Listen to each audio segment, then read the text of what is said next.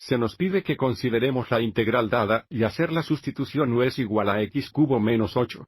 Así que si dejamos que u igual x cubo menos 8, el siguiente paso es encontrar u diferencial, donde u diferencial es igual a u prime times 510.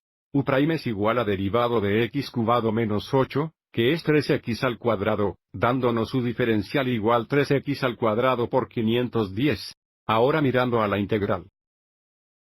Dado que dejamos que u igual x cubo menos 8, esta parte de la integral es ahora u a la quinta, y notar cómo estamos izquierda con x al cuadrado 510. Pero tenemos 3x al cuadrado 510, lo que significa que el siguiente paso es para dividir ambos lados por 3.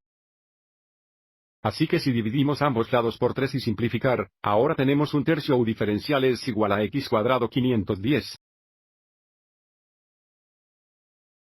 Y ahora vamos a escribir el dado integral en términos de u. Ahora sabemos x cuadrado 510 es igual a un tercio de u. Y dado que u es igual a x cubo menos 8, también tenemos u a la quinta. Así que haciendo las sustituciones, tenemos un tercio veces la integral de u a la quinta u. Y ahora echemos un vistazo en nuestras preguntas a continuación.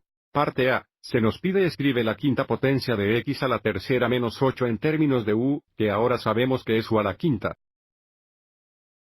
A continuación, ¿a qué es x cuadrado 510 igual? Bueno, sabemos x cuadrado 510 es igual a un tercio de du. El du ya está aquí y, por lo tanto, solo entramos en un tercio. Parte 100, se nos pide reescribirla en términos de u y du, que ya hemos hecho. Encuentra el antiderivado en términos de u, y luego en términos de x, así que sigamos adelante e integrar con respecto a u, lo que nos da un tercio veces u a la sexta, dividido por 6 más e, que es igual a 1/18 u a los 6 más c, así que el plus c ya está aquí, y por lo tanto entramos en un 1/18 u a la sexta.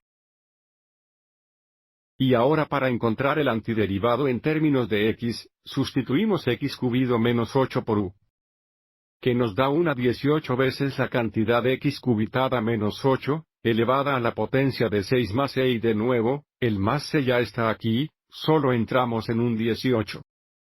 Veces la cantidad de x cubitada menos 8, elevada a la potencia de 6. Espero que haya encontrado esto útil.